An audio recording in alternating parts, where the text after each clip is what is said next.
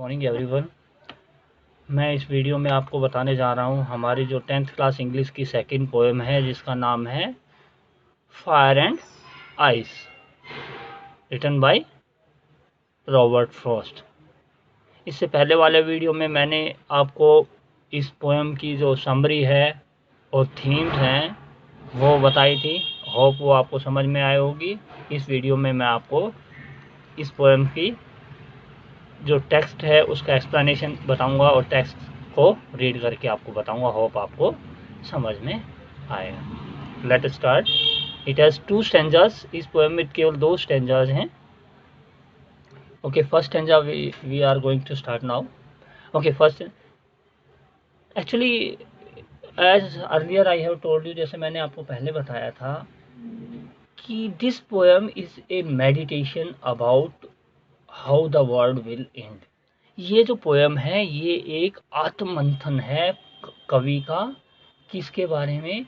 कि ये जो संसार है ये कैसे समाप्त होगा। ठीक है। और इसके लिए the poet has used opinion of 2 groups of peoples. और जो कवि है उसने 2 ग्रुप के लोगों की जो राय, ओपिनियन का मतलब होता है राय जो होती है, उनको प्रस्तुत कर किया है। उनके बारे में बताया कि लोग क्या सोचते हैं। ओके, तो उन दोनों ओपिनियंस को लेके ही पोएट ने इस पोएम में ये मेडिटेट किया कि ये संसार कैसे समाप्त होगा, ये आत्ममंथन किया है कि ये संसार कैसे। ओके, तो पोएट क्या कहता है? Some say the world will end in fire, some say in ice. तो जो ग्रुप के लोग हैं जिनकी ओपिनियन है, कुछ लोगों की ओपिनियन है कि जो ये संसार है ये आग में समाप्त हो जाएगा। सम से इन आइस, और कुछ कहते हैं कि ये बर्फ में समाप्त हो जाएगा। ओके, तो कुछ लोग कहते हैं कि the temperature of this earth will become very high and the world will end in fire. और बोलता है कि ये जो संसार है वो आग में समाप्त हो जाएगा। सम सेज, कुछ लोग कहते हैं कि the temperature of the earth will decreases, और वो इतना नीचे हो जाएगा, इतना कम हो जाएगा that life will not be possible, और it will slowly destroy life on the earth. और ये लाइफ डिस्ट्रॉय कर देगा इस धरती पे। Okay, but from what I have tasted of desire I hold with those who favour fire.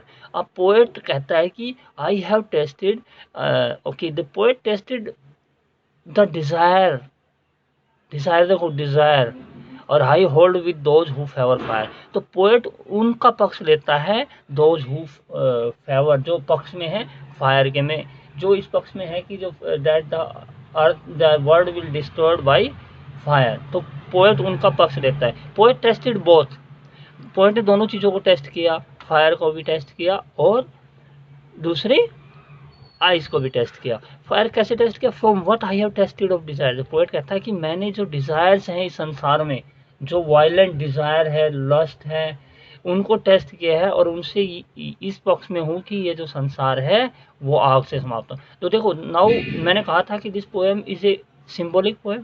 Symbolic poem है ना। यहाँ पे पोएट ने किसको टेस्ट किया है? डिजायर को। और किसके लिए? यानी फायर के लिए। It means the symbol fire is used for desire. ठीक है। और सेकंड स्टैंजा है इसका, but if it had to perish twice I think I know enough of hate.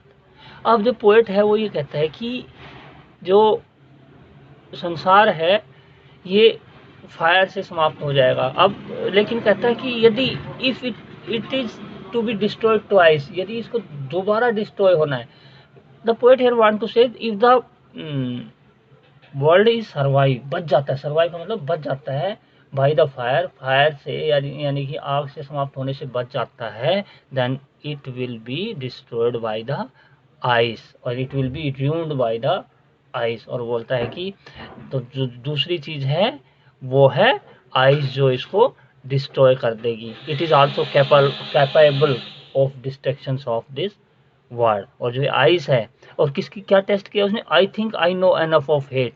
और पोएट ये कहता है आई हैव टेस्टेड द हेट, जो घृणा फैली हुई ना, हेटर्ड फैली हुई है अमंग ह्यूमन बींग्स, ही है poet has tested those, and what he find that it is also sufficient. It means as ice is symbol of hatred, hate जो है घृणा है वो उसका सिंबल की तरह यूज किया है पोएट ने, आइस को यूज किया है हेटर्ड का सिंबल। तो पोएट ने टेस्ट किया है इस जो ह्यूमन बींग्स में आपस में जो घृणा फैली है और पाया कि this is also sufficient, it means ice is also sufficient to destroy this world.